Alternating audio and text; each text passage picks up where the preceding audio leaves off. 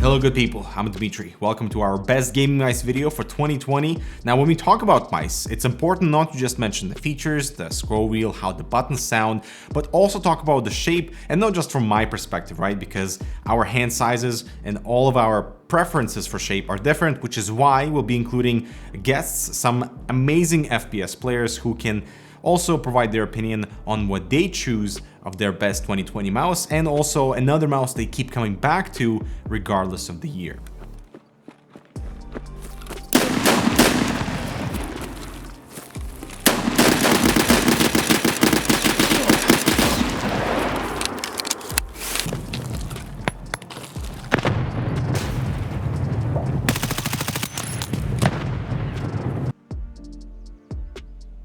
Everything will be listed in the description below as usual for you to venture out and explore to see what's available, to see what you like.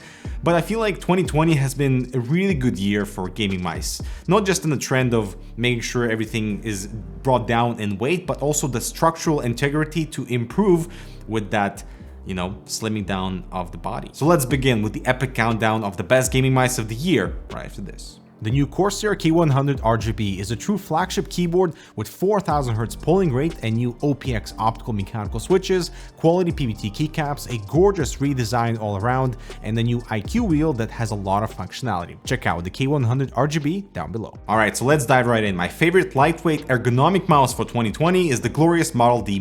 Price-wise, it's affordable at $49. It's available in black or white. It's a really lightweight design too at 61 grams. All the usual goodies are in here, like the G-Skates, fantastic flexible cord. We have the DPI indicator at the bottom, and the sensor here is the Pixart 3360, the same thing that Glorious have been using for a while now. And the switches are 20 million mechanical clicks, so that is one of the somewhat downgrades because the competition are stepping up their game in terms of optical switches that have a much longer lifespan. But the ergonomic shape here easily wins the best comfort level for any ergonomic mouse that I've tried this year. Everything fits in the right places, and the Model D, the slightly larger one, is a bit too large for my hand size. I prefer something slimmer, something a bit shorter in length, and the Model D- satisfies that criteria perfectly. Moving on to my favorite larger lightweight mouse, we have the Mountain Macalo 67. Priced at $59, it's still fairly competitive, and by the name you can tell this is a 67 gram mouse. Now the reason why this isn't here is because the build quality is incredible. We like to squeeze the mouse from the sides to check on like the flexibility, and there's absolutely nothing creaking, no flexing whatsoever. The structural integrity of that shell is awesome despite having some perforations, but perforations are slightly different versus everything else that is available in the market. We have a 4-way DPI indicator behind the scroll wheel, 50 million Omron switches, and a new Pixart PAW 3370 sensor. And this is supposed to be like the technical masterpiece, the best of the best from Pixart so far, with really low error rate, really low liftoff distance as well. Goes up to 19,000 DPI. Does it matter? Probably not. And in my testing, for example, like I can't tell the difference between that and slightly lower end Pixart sensors either. But at least you 100% are guaranteed like performance for life. As for shape, this one's targeted towards claw and palm grippers, slightly larger hump at the rear with slimmer front triggers. This is not a mouse that I would consider super comfortable for my hand size because the larger hump kind of it narrows my fingers towards the front triggers, but for claw grippers, this would be really nice because my grip style is a bit of a hybrid and I have a slightly wider hand than normal, so a lot of mice that are this size don't really work for me, but with this one, I could still game. Moving on to my favorite large ergonomic wireless mouse, we have the Razer Death Adder V2 Pro Wireless. It's a bit expensive at $129. It comes in white and black. It is a fairly lightweight design too with 88 grams. We have all the fantastic guts from Razer like the Focus Plus optical sensor at 20,000 DPI, second generation optical switches that are some of the quietest in my collection, yet still have that crispy feel. We have up to 120 hours of battery life on Bluetooth and up to 70 hours with that 2.4 GHz dongle that just stashes away at the bottom as usual. White PTFE feet. This thing is compatible with the Razer mouse dock as well for charging. And this is one of the most popular mouse shapes in the world. So many people love this one. It's a bit too large for my FPS taste, but also the mini version is a bit too slim, so I can't decide between the two. But it is a technical masterpiece, and the Razer deserves some credit here with the Death Adder V2 Pro. Moving on to my favorite lightweight wireless mouse, we have the glorious Model O Wireless. This is for many reasons, one of them being the $79 price point, super competitive. Also the lightweight nature at 69 grams. We have the new BAMF sensor, which is developed in collaboration with Pixart, that goes up to 19,000 dpi. We have an included USB extender dongle with a black cable for a white mouse, which I found strange, and only one way to plug the USB-C cable, so kind of takes away from the USB-C convenience. But G-skates in here are super smooth and that fantastic shape. It's really safe, easy to learn and master.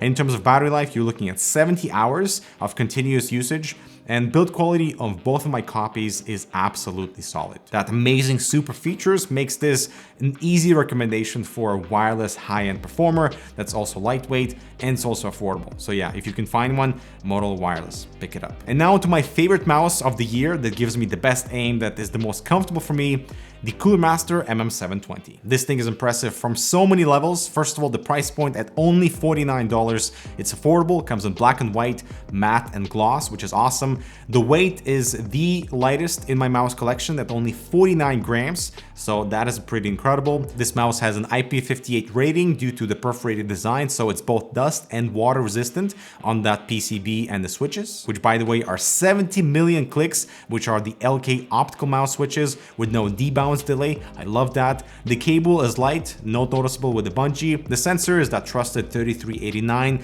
with 16,000 dpi. We have extra PTFE feet included, plus this grip tape that you can apply. It's optional. I did it with my black mouse, but shape-wise, it's based on the original CM Storm Hornet with all the upgraded guts. So if the shape is for you, there's absolutely no going wrong with the MM720. The low profile design and the slightly wider body accommodates my wider hand perfectly and gives me that really nice support for my aim and play style. I love the glossy white. I've turned around on that because of the additional grip, and this is my mouse for 2020. It's right now on my gaming station, and they've improved the build quality drastically compared to the previous MM711 that feels like a toy and will fall apart, whereas here the whole shell is just like one piece.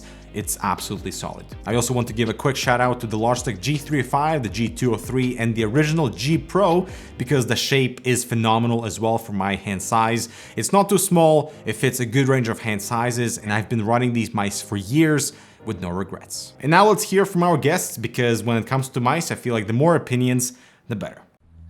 The mouse I'm choosing isn't out at the time of this video, but I've reviewed it already and it is available for pre-order. Should be released in December. It's the Xtrfy M42. It's basically a smaller SteelSeries sensei, but with a modified shape. If you combine the sensei with elements from the Zowie FK series, you would have a pretty good understanding of what this mouse is like. The grip width is about 5.4 centimeters and the length is about 11.8. Recommended for hands that are around 19 by 9 centimeters. Plus it has the modern features we love, 3389 top optical sensor, holes to reduce the weight, keeping it at 60 grams. Also, it has a replaceable back, so if you like to have your palm on the mouse more, you can use the high back. If you prefer a more traditional fingertip grip, you could use the low back. There's plenty of RGB, and it even comes in multiple colors. It's listed at $59 on their website, and you can even download the 3D file and print your own shapes for the back. And there's no need for software, everything is adjusted on the mouse. It's a solid choice, and it's great to see a new company high up on the top mice list. That said, I personally still go back to the Ultralight 2 from Mouse, but considering you can't really buy them anymore, this would be my next choice. Also, I'll just mention I haven't yet reviewed the HyperX Haste, Rockhead Burst, or glorious Model O Wireless. So for now, my top pick of this year is Xtrfy M42, and as always you can check my channel, or go to my website to see the latest reviews, use the mouse search, or just look at the top mice list. You'll find all that on rocketjumpninja.com. So thanks to Hardware Canucks and Dimitri for the feature in the video. Always great working with the team. And to everyone else, I hope you find the mouse for you. Hey, what's up guys, Ali here, and this has been my weapon of choice for the better part of 2020, Razer's Viper Mini. I know it's odd seeing as this is definitely what I would consider as a budget gaming mouse option at just $40, but the fact that it's only 61 grams makes this an excellent option for competitive shooters. It is a smaller mouse than what most gamers would be used to, but the benefit of that is that it's just extremely maneuverable. You can just throw this thing around on a big mouse pad and aiming feels completely automatic. Build quality is okay for the price point, the weight feels nice and balanced, and the buttons are light and crispy enough. There are a couple of things that I would love to see changed here though if I was being a bit picky. I'd love to see an updated sensor with a lower liftoff distance, as it is a bit high out of the box and still catches me off guard every now and then. And also Razer, since we're on the trend of making everything wireless these days, the Viper Mini would be absolutely epic without a cable. And then there's that one gaming mouse that I always find myself coming back to without fail, and that's Logitech's G Pro Wireless. I've rotated through quite a few gaming mice this year, but the G Pro Wireless is always the mouse that I know I can pick up and have a good gaming session with. Also, if I just had to pick one mouse for video editing and everyday use, this would definitely be it. In my opinion, the build quality and feel of the buttons is unrivaled by anything else, and that's saying a lot for a mouse that's been out for over 2 years. So these are the two gaming mice that I know that I can always count on, the Viper Mini and G Pro Wireless. What's up guys, it's BD here, and thank you to Dimitri and the Hardware Canucks for having me. My candidate for best mouse of 2020, which came as a surprise to me, was a SteelSeries Aerox 3 Wireless. This is a case where it's not a perfect mouse by any means, but it's the perfect mouse for me. It only weighs 66 grams, has an amazing sensor, and it's wireless, so no wires to hold me back while I'm fragging. It has IP54 micro switches, giving me crisp and excellent feedback when clicking on my targets, and most importantly, the number one reason why I love this mouse is the ambidextrous shape. The back has a hump that's amazing for my claw grip. It has a slight diamond shape that flares out that follows the natural curvature of my medium-sized hands. My game of choice at the moment is Valorant, a game that's slow and very dependent on fast flick headshots, so having a mouse where you don't know where the mouse starts and your hand stops is very key in having fast flick aim. And an honorable mention, a mouse that I keep coming back to, is the Razer Viper Mini. This again has a shape that feels so natural for my claw grip, and every time I pick it up, I fall back in love with it. I usually use this for faster paced games like Apex or Overwatch because of its smaller size. It's super quick when snapping to multiple enemies in a short period of time. And did I mention it's only $40? Unbelievable value. Alright guys, that's gonna do it for my best mouse of 2020. Thanks again to Dimitri and Hardware Canucks for having me. I do have a few honorable mentions that didn't exactly make it to the top 5, starting with the Razer Viper Ultimate Cyberpunk 2077 edition. It's all the same body and style as the regular Viper Ultimate, but with this incredible colorway. The details are awesome, the yellow color is vibrant, and in my eyes, it's more of a display / collector's item, but I really love what they did here. I also want to give a shout out the G Pro X Superlight. This one's a bit more expensive at $149, but they've managed to shave off some weight, so it's 20% lighter than the original at 63 grams versus 80 grams. There's a slight redesign too, so no more RGB logo, and some white accents are added, plus a trimmed down scroll wheel. It still uses the micro USB for charging, which is a bit unfortunate, and I feel like they've removed a little bit too much to cut down on the weight. So for example, it's no longer truly ambidextrous. The side buttons on the right have been removed. They even removed the DPI button at the bottom. So the only way to change DPI is through G-Hub or remapping one of the 5 buttons, which to me seems really wasteful. Battery life went up to 70 hours versus 60 hours on the original with continuous usage. The glide is smooth and the shape is just awesome. The reason why it's not in my top 5 is because the glorious model of wireless seems to be ahead of the curve feature-wise, and it's almost half the price. All right, so that is our collection of best mice for 2020. I feel like the collection is pretty fair, and 2020 has been good to gaming mice. If you want to pick them up, everything will be linked down below. Let me know which mouse you're using and what are you planning, if you are, to upgrade to. I'm Dmitry, check out this other relevant content, subscribe for more. I'll talk to you in the next video.